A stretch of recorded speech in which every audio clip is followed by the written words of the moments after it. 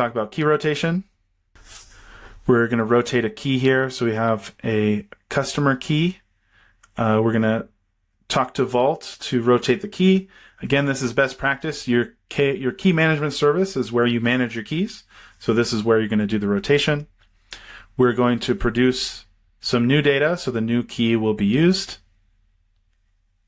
And then we're going to disable the old version. Again, we're doing a curl here to our Vault.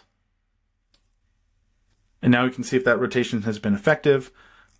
So when we consume this data, we should see all of the data that was encrypted with the old key is now can't be decrypted. But then the data that was encrypted with the new key can be decrypted.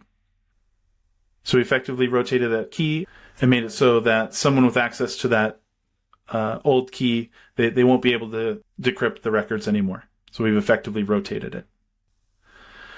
Okay, and then we can go ahead and enable version 1 again and see that now all the data is available. So we've unrotated that old key.